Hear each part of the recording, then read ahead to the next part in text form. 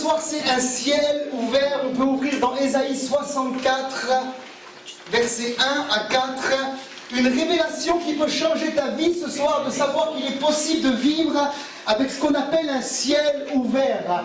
Tu peux le savoir intellectuellement, mais Dieu veut t'amener à le vivre ce soir. Amen. Merci pour les quelques amen. Alléluia. Alors maintenant, c'est juste au-dessus, c'est le verset 2, on commence au verset 1. Je lis pour vous. Oh, si tu déchirais les cieux, va dire le prophète, et si tu descendais, les montagnes s'ébranleraient devant toi, comme s'allume un feu, comme s'allume un feu de bois sec, comme s'évapore l'eau qui bouillonne. Tes ennemis connaîtraient ton nom et les nations trembleraient devant toi. Lorsque tu fis des prodiges que nous n'attendions pas, tu descendis, les montagnes s'ébranlèrent devant toi. Jamais on n'a pris ni entendu dire, et jamais l'œil n'a vu qu'un autre Dieu que toi fit de telles choses pour ceux qui se confient en lui. On peut dire amen ensemble. Amen. Ce soir, c'est le cri du cœur d'Ésaïe. Et Dieu veut que ce soit également le cri de notre cœur. Oh, si tu déchirais les cieux. Amen. Et on voit qu'il y a une révélation que si Dieu, à l'instant même, dans sa génération, dans son époque, déchirait les cieux, tout pouvait changer pour le monde qui l'entoure. Et j'aimerais dire ce soir que si tu avais cette révélation, qu'à l'instant même, Dieu déchire les cieux, toute la génération dans laquelle nous sommes pourrait être bouleversée par le fait que le ciel soit ouvert. Amen. Merci pour les quelques qui suivent. Tout peut changer seulement sur la base d'un ciel ouvert. Amen. Et je sais que Ésaïe a cette révélation parce que Ésaïe a vécu cela. Et c'est pour cela qu'il s'exprime en commençant par un « Oh, si tu déchirais les cieux ». Je vous rappelle que Ésaïe est un prophète qui a connu une visitation céleste. Il a connu une visitation particulière de la part du Seigneur. Ésaïe 6, versets 1 à 4. Il est parlé de cette visitation. L'année de la mort du roi Osias, je vis le Seigneur assis sur un trône très élevé, et les bandes de sa robe remplissaient le temple. Des séraphins se tenaient au-dessus de lui, ils avaient chacun 6 ailes, 2 dont ils se couvraient la face, 2 dont ils se couvraient les pieds, et 2 dont ils se servaient pour voler, verset 3. Ils criaient l'un à l'autre et disaient « Saint, Saint, Saint est l'Éternel des armées, toute la terre est pleine de sa gloire ».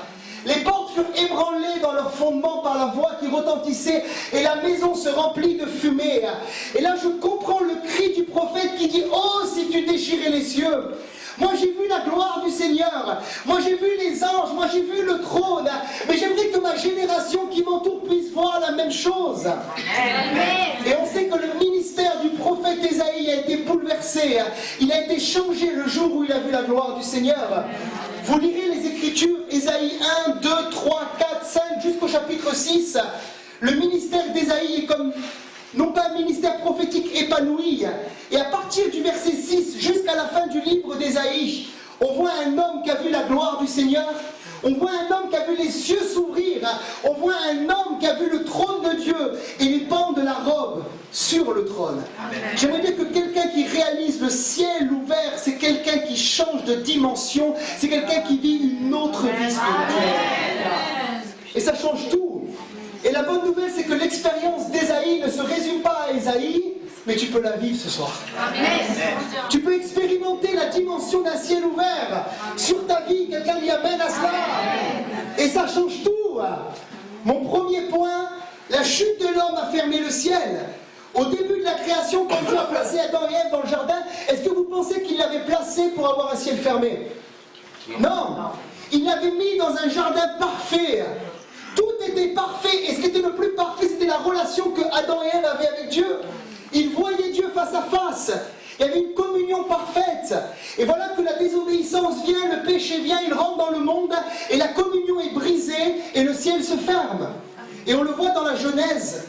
Dans Genèse 3, versets 9 à 10, quand Dieu vient chercher Adam dans le jardin, l'Éternel Dieu appela l'homme et lui dit « Où es-tu » Il répondit, j'ai entendu ta voix dans le jardin et j'ai eu peur, parce que je suis nu, je me suis caché.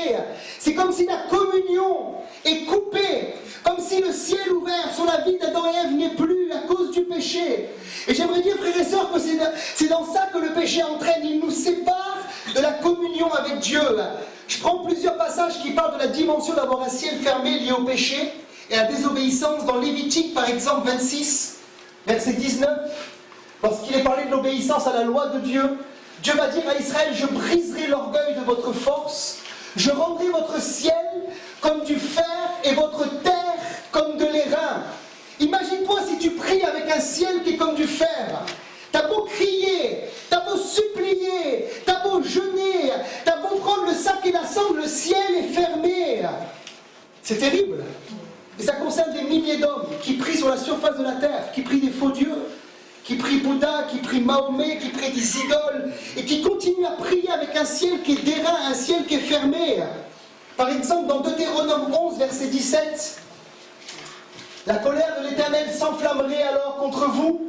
Il parle par rapport à la désobéissance d'Israël. S'ils désobéissent, il fermerait les cieux et il n'y aurait point de pluie, la terre ne donnerait plus ses produits et vous péririez promptement dans le bon pays que l'Éternel vous donne.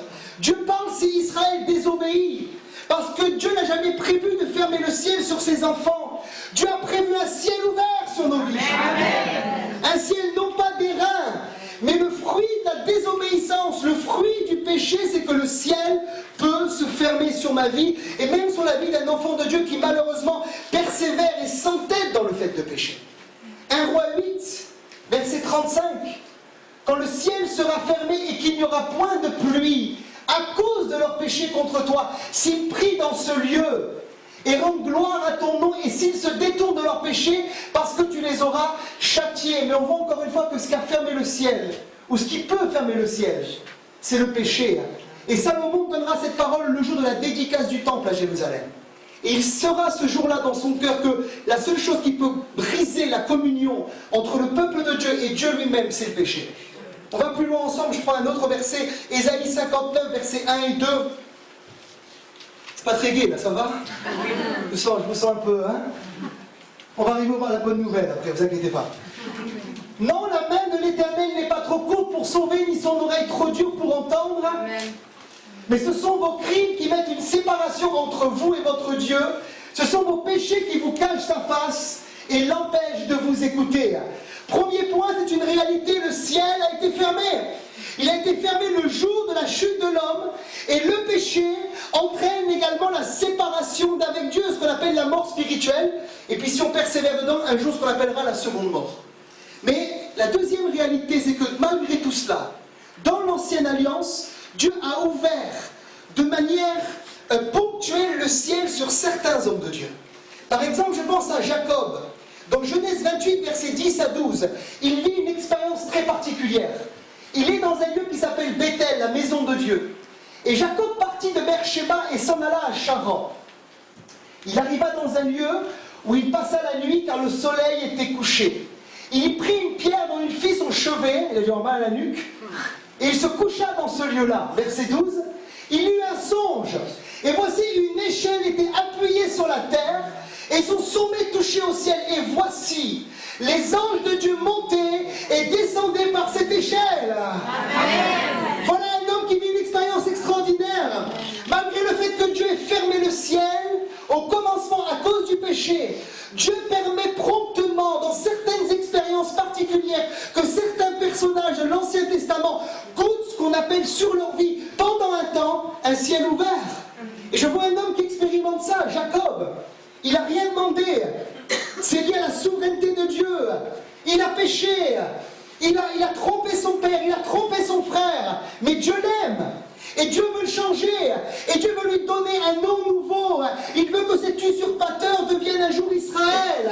Et Dieu le prépare à une expérience extraordinaire où il va lutter avec l'ange. Et Dieu le prépare d'abord en lui montrant le ciel ouvert. J'aimerais dire, écoutez-moi bien. Tout commence dans notre vie par un ciel ouvert. Toute expérience extraordinaire, comme Jacob va vivre quelques chapitres plus loin, commence par un ciel ouvert. Dieu veut ouvrir le ciel sur ta vie ce soir dans le nom de Jésus. Tout commence par cette révélation qu'il y a une échelle, on va en parler tout à l'heure, et tu peux voir les anges de Dieu monter et descendre. Alléluia. Tout commence par cette révélation d'un ciel ouvert. Tant que le ciel est fermé, tant que le ciel est d'airain, il n'y a rien qui se passe. Ézéchiel 1, verset 1, un autre auteur de l'Ancien Testament. La 30e année, le 5e jour du 4e mois, comme j'étais parmi les captifs du fleuve du Kébar. Mon époux disait kebab, non Kébar. Les cieux s'ouvrirent, quelqu'un dit amen.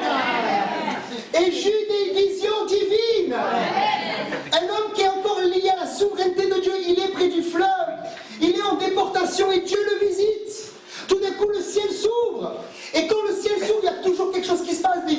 céleste vient. Écoutez bien, vision céleste, révélation, songe, vision, miracle, guérison, viennent toujours d'un ciel qui est ouvert. Quand le ciel est fermé, il n'y a pas de vision céleste. Quand le ciel est fermé sur un lieu, sur une personne, sur une famille, sur un ministère, à cause de certaines circonstances, les choses ne se mettent pas en place en ce qui concerne le surnaturel. Mais tout commence par un ciel qui s'ouvre. Juste des visions divines. Qui veut des visions divines dans ce lieu? Ça commence par un ciel qui s'ouvre sur ta vie. Et on voit que Dieu a ouvert le ciel sur des hommes comme Jacob, un futur patriarche. Dieu a ouvert le ciel sur un homme comme Ésaïe, un prophète. Dieu a ouvert le ciel sur un homme comme Ézéchiel. Malgré le péché, Dieu a quand même voulu interpeller ces hommes et ouvrir d'une manière ponctuelle le ciel sur leur vie. Vous savez, il l'a ouvert parce que jamais ils seraient devenus prophètes. Jamais ils auraient été l'homme de Dieu qu'ils sont devenus sans un ciel ouvert. Tu ne peux pas changer de ministère, tu ne peux pas changer de nom sans que le ciel s'ouvre sur ta vie. Et j'aimerais dire que le ciel était ouvert de manière ponctuelle. Je vais lire un texte qui va vous montrer de quelle manière Dieu agissait dans l'Ancien Testament. Dans l'évangile de Jean, Jean 5, versets 3 à 4, ce qu'on appelle la piscine de Bethesda. J'aime tellement ce texte. Je pourrais prêcher tous les mardis là-dessus, moi. Souvenez-vous, la piscine de Bethesda, c'est l'image de l'Église. Bethesda, en hébreu, la maison de la miséricorde.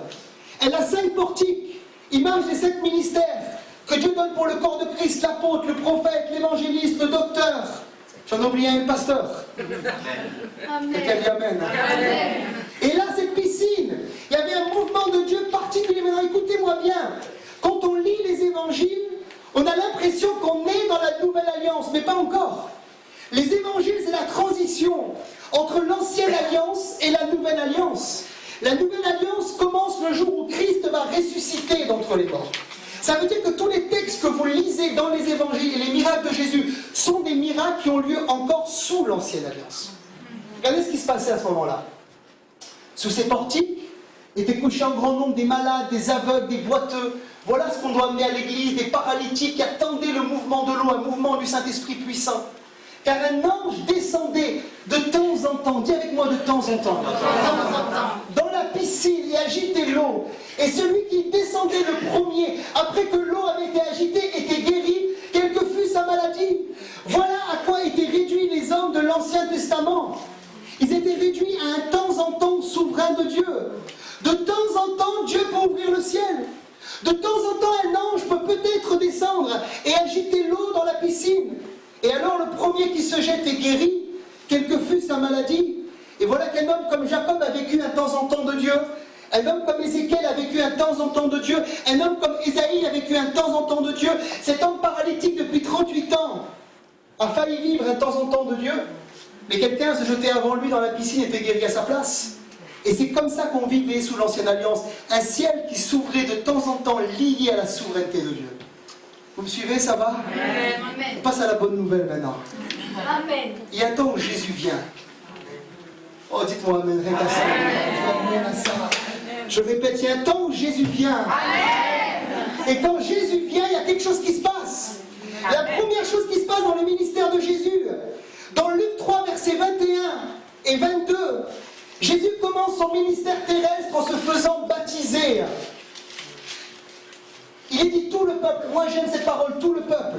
Pourtant le seul qui était pur, qui était parfait, et qui pourtant a répondu à la prédication de Jean-Baptiste, qui était celle-ci, race de vipère. Repentez-vous, c'est Jésus. Certains disent, moi j'ai pas besoin du baptême, mon œil. Tout le peuple se faisait baptiser. Jésus fut aussi baptisé. Et pendant qu'il priait, le ciel s'ouvrit. Et le Saint-Esprit descendit sur lui sous une forme corporelle, comme une colombe. Et une voix fit entendre du ciel ces paroles. Tu es mon fils bien-aimé. En toi j'ai mis toute mon affection. Amen. Et là Jésus donne le tempo. Il démarre avec un ciel ouvert. Et on va voir qu'il va continuer tout son ministère avec un ciel ouvert. Amen. Ça démarre fort, hein?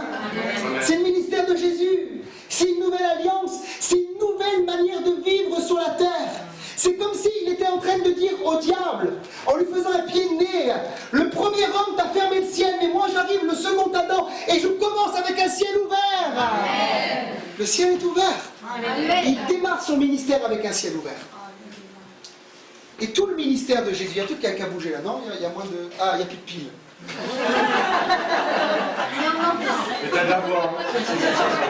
C'est pas grave. Le ciel est ouvert ce soir. On continue. 1, 2, 1, 2, 1, 2, super. Suivez-moi bien. Jésus commence son ministère avec un ciel ouvert. Et il va rencontrer un homme qui s'appelle Nathanaël. Jésus va le voir alors qu'il était sous le figuier. Et Jésus va donner le tempo à cet homme de ce que va être le ministère terrestre de Jésus. Il va lui dire dans Jean 1, verset 51. Écoutez, c'est un de mes versets préférés de la parole de Dieu.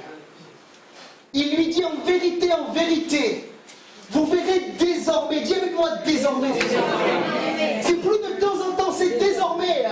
Oh, quelqu'un dit amen à ça. Le ciel ouvert et les anges de Dieu monter et descendre sur le Fils de l'homme. Et quand tu lis ça, tu es transféré obligatoirement à ce qui se passe à Bethel quand Jacob a son songe. Il voit les anges monter et descendre, et il voit une échelle. Et cette échelle qu'il a vue n'est rien d'autre que prophétiquement la venue de Jésus sur la terre. Et à partir de ce moment-là, désormais, oh, quelqu'un dit désormais, le ciel est ouvert, parce que Jésus vient parmi les hommes. Je vous ai dit que ce qui a fermé le ciel, c'est le péché. Et Jésus est sans péché. Il n'a jamais commis un seul péché. Il n'y a en lui aucune fraude. Et il peut marcher sur la terre et devant le diable avec une autorité parfaite et un ciel ouvert parce qu'il n'a jamais connu le péché. Et Jésus, plus que le dire, c'est facile de le dire à Nathanaël, vous verrez désormais le ciel ouvert. Certains, c'est des mots par l'homme, on ne voit rien. Mais Jésus, on l'a vu. On a vu son ministère terrestre. À partir de là, il allait de lieu en lieu, faisant du bien, guérissant tous ceux qui étaient sous l'emprise du diable, parce que Dieu était avec lui. Amen. Et je rajoute, parce que le ciel était ouvert, il va chasser les démons, il va guérir les malades, il va purifier les lépreux, il va ressusciter les morts, même morts depuis 4 jours qui sentent déjà, on les amène à Jésus, Jésus les ressuscite. Amen. Il va multiplier les pains, les poissons, changer l'eau en vin, marcher sur les eaux. Pourquoi? Parce que Jésus fonctionnait. Et je suis en train de vous amener quelque part ce soir, il fonctionnait avec un ciel ouvert. Amen. Toute la différence, c'est le ciel ouvert. C'est toute la différence sur nos vies. Un ciel qui n'est pas d'airain, mais un ciel qui est ouvert au nom de Jésus. Amen. Et Jésus va aller plus loin.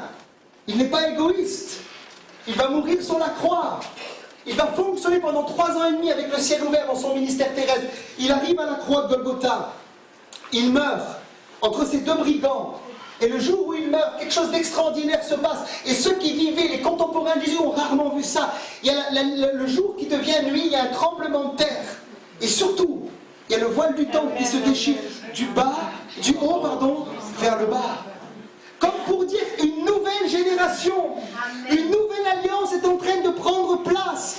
Désormais, c'est plus de temps en temps le ciel ouvert, mais le voile s'est déchiré du haut vers le bas, comme pour dire maintenant le ciel est ouvert. Amen. Il donne le tempo.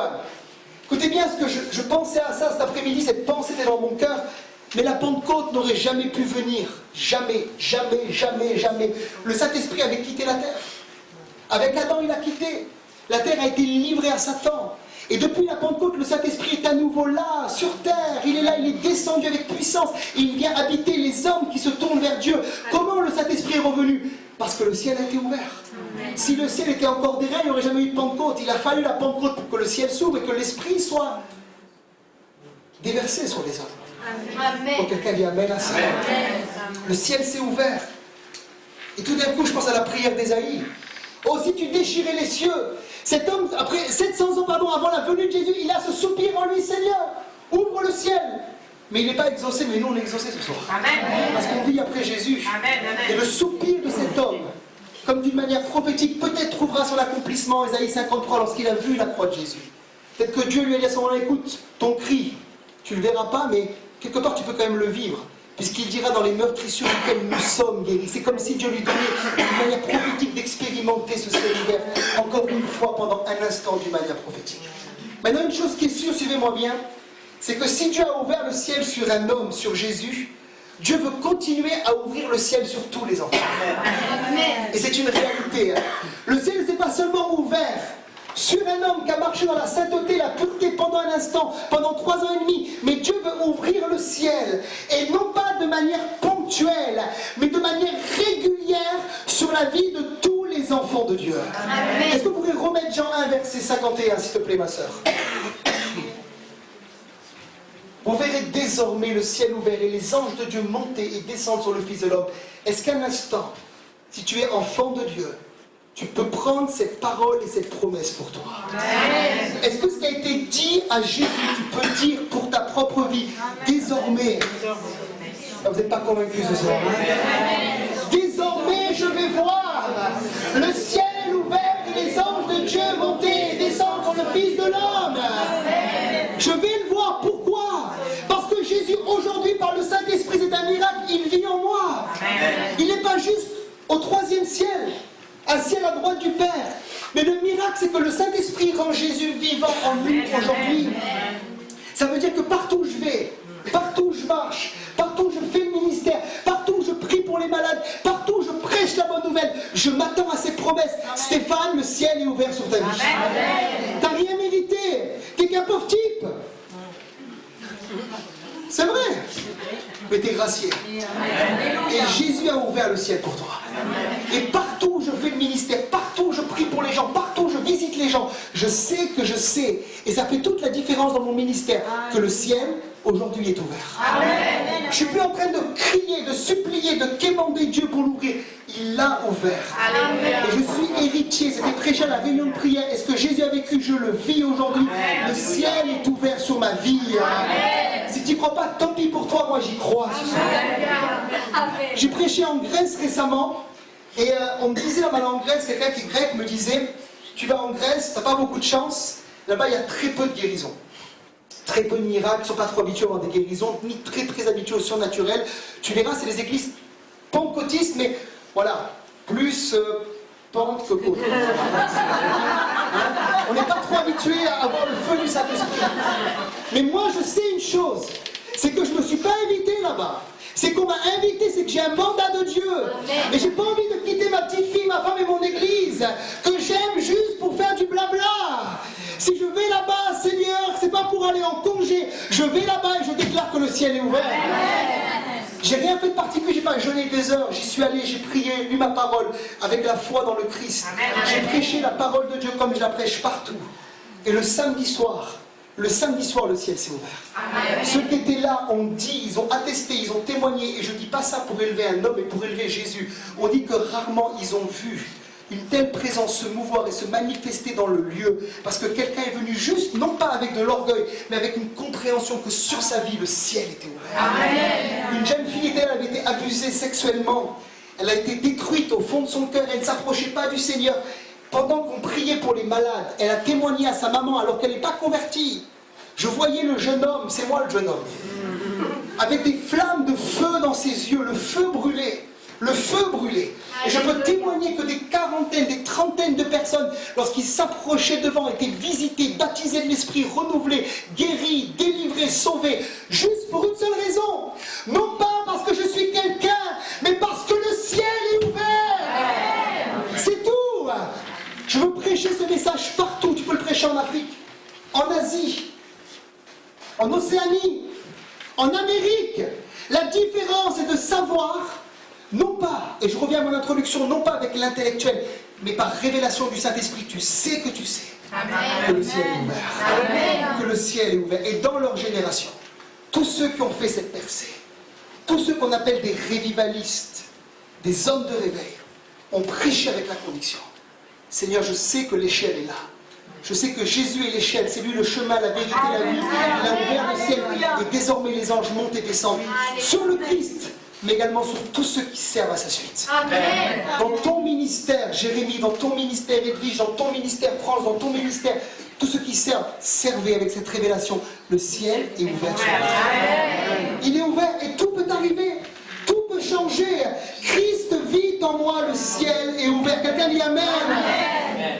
Je termine en disant que le ciel, bien sûr, il s'ouvrira aussi un jour. On connaît les textes de l'Apocalypse où il ouvrira le ciel, les anges, etc. Mais si tu vis seulement dans l'attente d'un ciel qui s'ouvre demain, ça va être long. Hein? l'horloge tourne. Mais si tu réalises qu'il a déjà été ouvert, Amen. et tu vis le futur dans le présent, je sais que c'est fait, Seigneur. Bien sûr, il y a une dimension de mon âme et de mon corps qui ne connaît pas pleinement la gloire de Dieu, mais mon esprit déjà a été plongé dans ces choses. Le jour où il m'a régénéré, mon esprit, la Bible dit qu'il a mis en nous les arts de l'esprit. Il y a une partie de moi qui est déjà au ciel, il y a une partie de moi qui peut vivre la gloire céleste. Il y a une partie de moi, je suis toujours surpris, quand on parle d'expérience spirituelle, que les gens soient choqués. On parlerait d'expérience naturelle, charnelle, dans l'église, ils ne seraient pas choqués. On parle de voir la présence de Dieu, de voir des anges, de voir des guérisons, d'avoir des visions, d'être ravis dans l'esprit. Les gens sont surpris comme si on était mystique. Alors que pour Paul, lorsque vous lisez les Écritures, c'est la vie chrétienne normale. Amen. On n'est pas super spirituel en vivant ça, on est juste spirituel. C'est juste une réalité, le ciel est ouvert. Il a été ouvert. Et tu peux vivre dans cette réalité. Choisis où tu vis dans tout est accompli. Amen. Où tu continues à croire au ciel fermé. Et sur ta vie, il y a une sécheresse spirituelle. Dieu veut que tu passes dans cette dimension où tu crois à un ciel ouvert et ça devient une réalité. J'ai toujours été surpris de voir des hommes de Dieu. Je parle vraiment d'hommes de Dieu qui ont vécu cette réalité du ciel ouvert. Ceux qui le vivent souvent, ils sont bien dans leur basket. Ils sont cool. Ils sont heureux. Ils sont dans le repos. Parce qu'ils savent que c'est fait. Amen. Et ils vivent, non pas comme si demain ça se fera, mais c'est déjà fait. Je ne citerai pas de nom ce soir, mais j'en connais particulièrement deux et je pense à eux. Quand vous les voyez vivre, vous avez l'impression qu'ils ont plusieurs milliers de personnes dans leur église. Ils vivent avec un repos extraordinaire. Ils savent que c'est pas. Ils savent que c'est Christ qui a ouvert le ciel sur leur ministère. Amen. Ils peuvent très bien se promener en voiture, aller faire une balade dans un champ, aller manger au restaurant, et puis quelques secondes après prier pour un malade, voir une guérison. C'est comme si c'était normal. Pour eux, c'est la logique, c'est la vie chrétienne normale, le ciel. Amen. Et nous sommes des êtres spirituels. Je ne parle pas d'être des très très spirituels dans le sens mystique, je parle d'être spirituel et de prendre conscience que le ciel est ouvert sur nous. Amen. Je termine par deux versets, Actes 7, versets 55 et 56. Mais Étienne, rempli du Saint-Esprit, fixant les regards vers le ciel, vit la gloire de Dieu. Tu peux la voir ce soir. Et Jésus debout à la droite de Dieu. Et il dit, voici, je vois les cieux ouverts et le Fils de l'homme debout à la droite de Dieu. Amen. Si Étienne l'a vu, tu peux le voir. Hébreux 4, verset 16, c'est mon dernier verset. C'est la conséquence d'avoir un ciel ouvert. Approchons-nous donc avec assurance du trône, non pas de la condamnation, mais de la grâce, afin d'obtenir miséricorde et de trouver grâce pour être secourus dans nos besoins. Si Jésus a ouvert le ciel, c'est pour que tu puisses t'approcher du trône de la grâce librement ce soir. Arrête d'être dans la crainte, arrête d'être timide. Quand les chrétiens ont envie de les secouer parfois. Seigneur, s'il te plaît, non, viens. C'est ouvert. Approche-toi avec assurance. Il est là, tout est accompli. Oh, merci,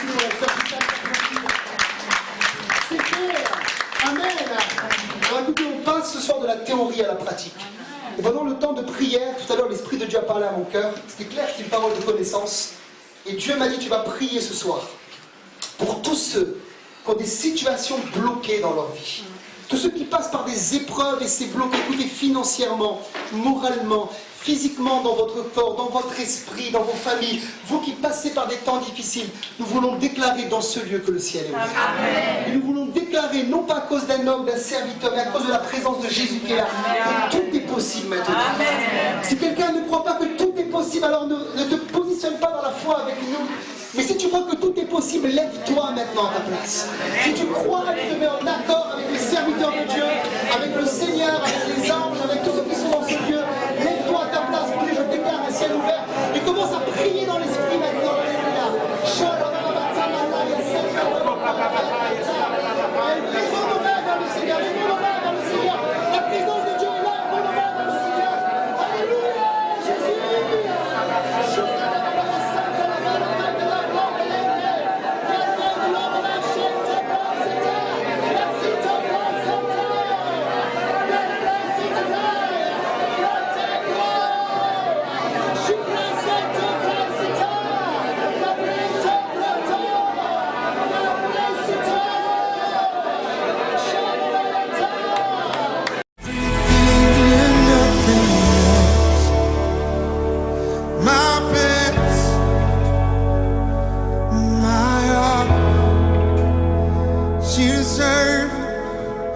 you deserve my